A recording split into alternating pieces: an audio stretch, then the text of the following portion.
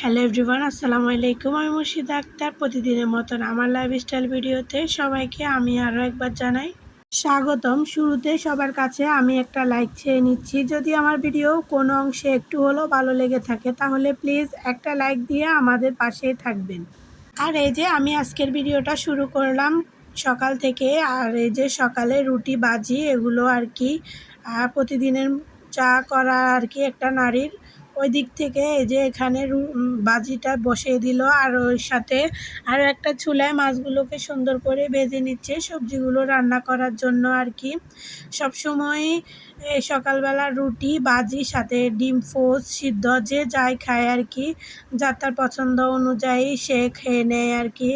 আর এই যে এখানে অন্য চুলায় যদি বাজিটা রেডি হয়ে যাচ্ছে তারপরে কিন্তু আরেকটা চুলায় আমার যা কিন্তু সুন্দর করে সবজিগুলো বসিয়ে দেবে।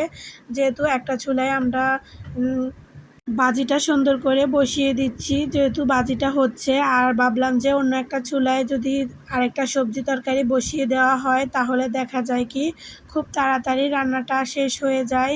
যেহেতু আমার যারও ছোটো একটা বাচ্চা আছে, সাথে আমারও ছোট না, আমারটা তো একটু বড় হয়েছে, সবারই কিন্তু বাচ্চা আছে। ওই দিক থেকে বিবেচনা করে বাচ্চারা যখন ঘুমে থাকে তখন চেষ্টা করা হয় যে তাড়াতাড়ি রান্নার কাজটা সেরে নেওয়ার জন্য, যেহেতু একটা নারীর রান্নার কাজই বেশি ইম্পর্টেন্ট। ওই দিক থেকে বিবেচনা করে এই যে এখানে কিন্তু একটা চুলায় যখন বাজিটা হচ্ছে আরেকটা চুলায় রান্নাটা বসিয়ে দিচ্ছে আর কি। এই যে রান্নাটা বসিয়ে দিচ্ছে দিক থেকে আমার যা রান্নাটা করুক। আর এই যে আমার শাশুড়ি বলে যে এখানে দেশি ডেউয়া আনা হয়েছিল, ডেউয়াটা সুন্দর করে মাখা করে দেওয়ার জন্য। আসলে ডেউয়াটা মাখা করে খেলে অনেক বেশি ভালো লাগে। আর এই ডেউয়াটা কিন্তু দেখে আমার ছোটোবেলার কথা একেবারে বেশি মনে পড়ে গিয়েছে, যেহেতু ছোটোবেলায় এই ডেউয়া গাছটা আমাদের ছিল আর কি। আর আমাদের ডেউয়া গাছের ডেউয়াটা অনেক বেশি মিষ্টিও ছিল। আর এখন এটা টেস্ট করে দেখি যে এটা একটু টক আছে, যেহেতু বাজারের কেনা জিনিস সেটা তো টক হতেই পারে।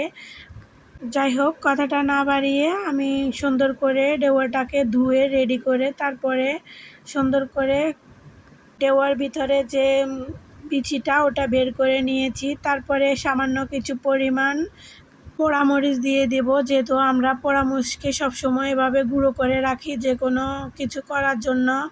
আর এই যে এখানে সামান্য পরিমাণ লবণ আর কিছু পরিমাণ আমি চিনিও অ্যাড করব, যেহেতু অনেক পরিমাণ টক, ওই জন্যই আর কি চিনি দিলে টকটা একটু কাটা যাবে, যেহেতু বাচ্চারাও অনেক বেশি পছন্দ করে, ওরাও খাবে। আর আমার শাশুড়িরা কিন্তু কত পরিমাণ টক খেতে পারে না, ওই জন্যই আর কি হালকা করে একটু চিনিও দিলাম। তারপরে আমি সুন্দর করে মেখে নেব। আসলে সিজনালি ফলের ভিতরে মানে দেশি ফলের ভিতরে এই ডেউয়াটা অনেক বেশি ভালো লাগে, খেতেও দারুণ। আর যেহেতু এই ডেউয়াটা অনেক পরিমাণ টকও ছিল, আর সেদিক থেকে একটু চিনি অ্যাড করার পরে একটু হালকা টক মিষ্টি হয়েছিল, খেতেও মুখে অনেকটা ভালোই লেগেছিল টেস্টটা। আর আমি সুন্দর করে ডেউয়াটাকে মাখা করার পরেই কিন্তু যে রেডি হয়ে গেলে আমি আমার শাশুড়িকে দিয়ে দেব, উনি সবাইকে ভাগ করে দিবে, উনি ওনার হাতে সবাইকে সুন্দর করে ভাগ করে দেয়। আর এই যে আমার ডেউয়া তৈরি করা হয়ে গিয়েছে, মানে মাখা কেমন হয়েছে অবশ্যই প্লিজ জানাবেন। আর কারা ডেউয়া খেতে বেশি পছন্দ করেন একটু বলবেন প্লিজ। আসলে কি জানেন, সবাই মাখায় অনেক বেশি পছন্দ করে, যে কোনো মাখাই খেতে অনেকটা ভালোই লাগে। মাঝে মাঝে কিছু মুখের টেস্টটা বাড়ানোর জন্য কিছু মাখা তৈরি করাই ভালো। সব কিছু কাজ রেডি হয়ে যাওয়ার পরে কিন্তু আমি এসে পড়লাম ঘর গোছানোর জন্য, যেহেতু আজকে বিছানা চাদরটা উঠিয়ে আবার পরিষ্কার করে ধুয়ে নেব সেদিক থেকে। আর এই যে এখানে আমি কাঁথাগুলোকে সুন্দর করে ভাঁজ করে নিচ্ছিলাম, যেহেতু আমার দুই মেয়ে ঠান্ডার প্রবলেম আছে, গরম থাকলেও গভীর রাতে মানে রাতে 3টার পরে আমি হালকা করে একটু তাদেরকে কাঁথা পরিয়ে দিই, যেহেতু তাদের ঠান্ডার প্রবলেম আছে। আর যে পরিমাণ গরম পড়ে মশারি তো দেওয়াই হয় না, ওই জন্যই আর কি ডাইরেক্ট ফ্যানের নিচে থাকে, তো ঠান্ডাটা লেগে যেতে পারে, ওই দিক থেকে আমি একটু ভয় পাই, ওই জন্যই তাদেরকে কাঁথাটা ফড়াই আর কি। আর কাঁথাগুলো সুন্দর করে ভাঁজ করে নেওয়ার পরে আমি বিছানাকে সুন্দর করে টান টান করে একটু সুন্দর করে বিছিয়ে নেব।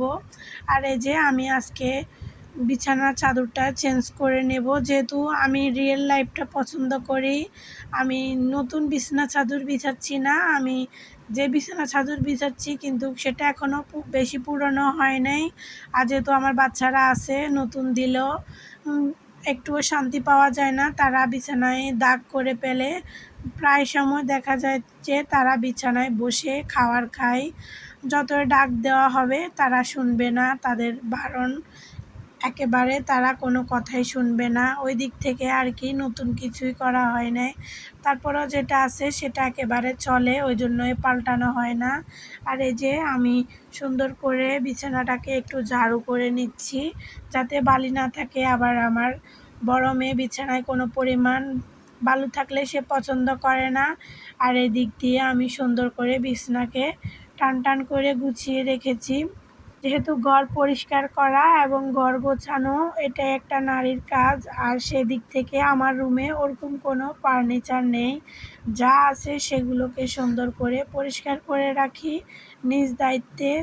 আর এই যে এখানে ওয়ার্ড্রপের উপরটা একটু হালকা করে মুছে রেখেছি, মোছা আছে তারপরও যাতে বালুটা না থাকে আর কি। এখানে কিছুই নেই, হালকা কিছু টুকটাক জিনিস আর সাথে কিছু কিতাব রাখা হয়েছিল, আর সব কিছু পরিষ্কার করে নিলাম আমি সুন্দর করে। তারপরে আমি যেটা করব, এই যে বেসিংয়ের সামনে যে আয়নাটায় ওখানেই কিন্তু আমি আমাদের নিজেদের প্রয়োজনীয় জিনিসগুলো রাখি আর কি। রাখার তো অন্য কোনো জায়গা নেই, ড্রেসিং টেবিলের সামনে রাখলে দেখা যায় কি বাচ্চারা সব কিছু নিয়ে নষ্ট করে ফেলে, আর ওই জন্যই কিন্তু এখানে রাখা। আর যেহেতু সীমিত জায়গা সেজন্য একটু ঠিক ওই দিক করে ভাঁজ করে রাখতে হয়, যেভাবে নিজের সুন্দর এবং নিজের সেফটি হয়, ওই জন্যই আর কি। আর এখানে আমি এই দিকগুলো সুন্দর করে মুছে তারপরে রেডি করে রাখতেছি। আর আমার দুই মেয়ে তো সবসময় সাজগাছ অনেক বেশি পছন্দ করে, তাদের প্রয়োজন হলেও এখান থেকে নিতে পারে। আর যদি অন্য কোনো ড্রয়ারে কিংবা উপরে রাখি তারা নিতে পারে না, ওদের কথা বিবেচনা করেও এখানে সুন্দর করে রাখা। তারপরে কিন্তু আমি আয়নাটাকে একটু পরিষ্কার করে নিচ্ছি, যেহেতু আয়নাতে এরকম কোনো ধুলোবালু হয় না। যতটুকু হয় আমি প্রত্যেক দিনই চেষ্টা করি মুছে নেওয়ার জন্য। তারপরেও আমি এরপরে কিন্তু আমার আলনাটাকে সুন্দর করে গুছিয়ে রাখবো, যেহেতু আলনাতে আপনাদের ভাইয়ারা আর আমার কিছু নিত্য প্রয়োজনীয় জিনিস রাখা হয়, জামা কাপড় আর কি। আর ওই জন্যই আলনাটাকে সুন্দর করে গুছিয়ে রাখি। আসলে সব সময় আলনা যখন গুছিয়ে রাখি আপনাদের ভাইয়া এসে সেটা এলোমেলো করে দেয়, ওনার জন্য তো কিছু পরিষ্কার করে মানে আলনাটা গুছিয়ে রাখা যায় না আর কি। আর এই যে সব কিছু শেষে আমার এই যে ঘরটা আমি সুন্দর করে পরিষ্কার করে নিলাম আর কি। ঘরের যেহেতু একটা রুম এই যে আপনাদেরকে আজকে দেখিয়ে দিলাম, আর সাথে যে এখানে আমার শখের একটা সেলাই মেশিন, আমি প্রায় সময় এখানে সেলাই করি, যেহেতু আমি টুকটাক সেলাই করতে পারি। আর ওই জন্যই আমি একটু দেখিয়ে দিলাম আর কি। সব কিছু পরিষ্কার করার পরে এখানে এই যে বিছানার চাদরগুলোকে আমি ধোয়ার জন্য নেব আর কি। আর এই পাখে আমি আমার কিছু মিষ্টি আপুদের কমেন্ট পড়ে নেব। বৃষ্টি নিপা আইডি থেকে একটা আপু লিখেছেন, আসলে আপু গৃহিণীদের কাজের কোনো শেষ নেই, সব সময় আমাদের ব্যস্ত থাকতে হয়। সব মিলিয়ে দারুণ হয়েছে ভিডিওটা। অসংখ্য ধন্যবাদ আপু আপনাকে, আপনার এত সুন্দর এবং মিষ্টি কমেন্ট করার জন্য। আমার আরও একটি মিষ্টি আপু সুমাইয়া আফরিন কেয়া, আমার আপুটিও লিখেছেন, গৃহিণীদের কাজের কোনো শেষই নেই, ব্যস্ততা সারা দিনই থাকে আপু। ভালো লাগলো, অপেক্ষায় রইল। অসংখ্য ধন্যবাদ আপনাকে আপু কমেন্টটি করার জন্য। আপনার সুন্দর একটা কমেন্ট আমার কাছে খুব ভালো লেগেছিল।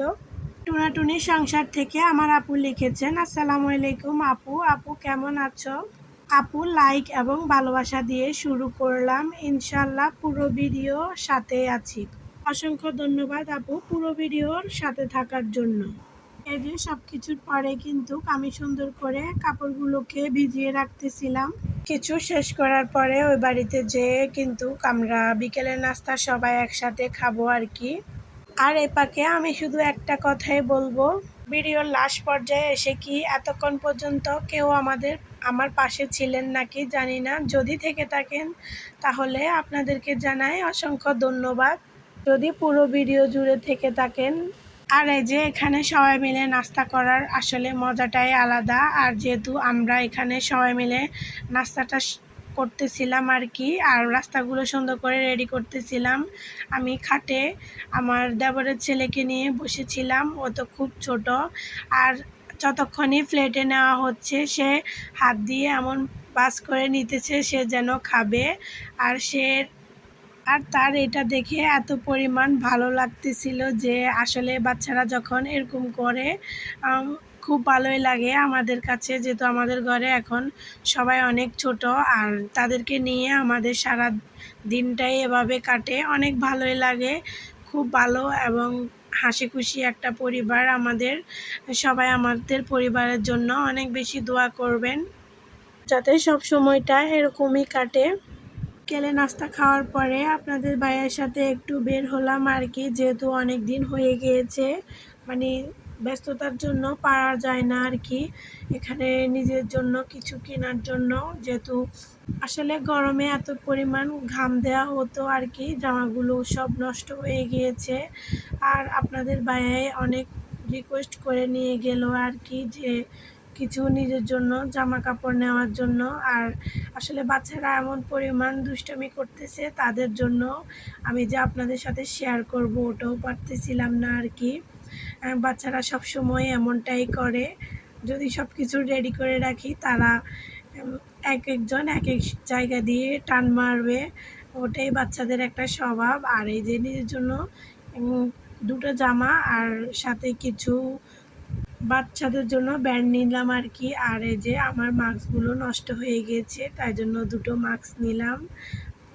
আসলে এগুলো আরও আগ থেকে করা, যেহেতু আপনাদের ভাইয়া ব্যস্ততার জন্য একেবারে যেতে পারে না, তাই জন্য আজকে একটু বের হলাম। আর আমরা যারা মধ্যবিত্ত আছি দেখা যায় কি সময় হয় মাঝে মধ্যে, টাকা থাকে না, আবার টাকা থাকলে সময় হয় না, সব কিছু মিলিয়ে আর কি আমাদের মতো মধ্যবিত্তদের জীবন। আলহামদুলিল্লাহ, আল্লাহ যা রেখেছেন কপালে শুকরিয়া আলহামদুলিল্লাহ, এই জবাবও আল্লাহর কাছে দেওয়া যাবে না। আর কথা বলতে বলতে আমি আপনাদের কাছ থেকে বিদায় নিব। আর সবাই অনেক বেশি ভালো থাকবেন এবং আমার পরবর্তী ভিডিও দেখার আমন্ত্রণ জানিয়ে ভিডিওটা এখানে শেষ করছি। সবাইকে জানাই আসসালামু আলাইকুম।